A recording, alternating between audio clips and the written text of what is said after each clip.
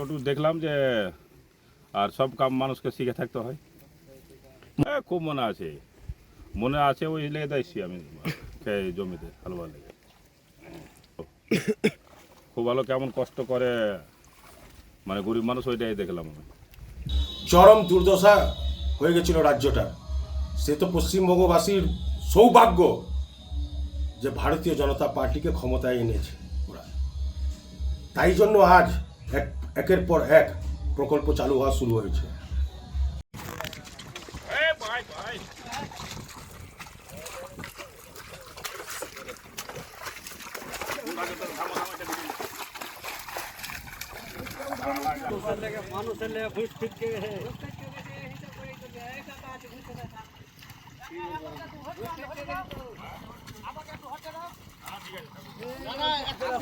দেখেন আমার গ্রামে ধান লাগালাগি চলছে এখন, আর হাল চাষ হচ্ছিল।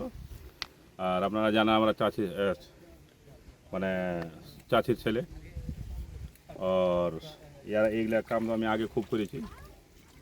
একটু দেখলাম যে আর সব কাম মানুষকে শিখে থাকতে হয়।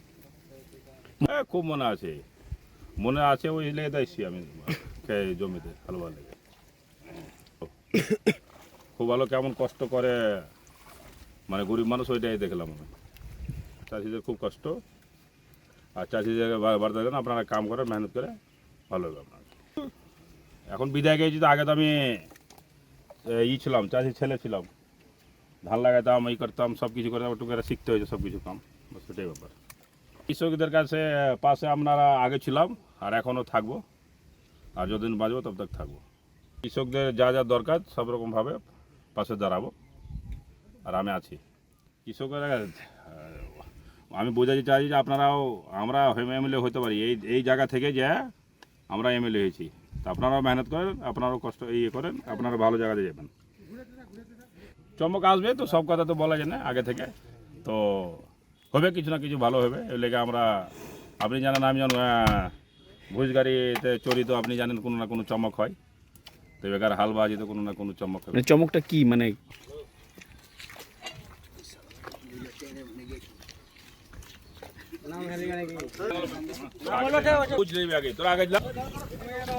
সব নাটকীয় কার্যকলাপ চলছে, রাজ্যটাকে রসের তলায় ফেলে দিয়েছিল, রসের তলায় চলে গেছিল, চরম দুর্দশা হয়ে গেছিল রাজ্যটা।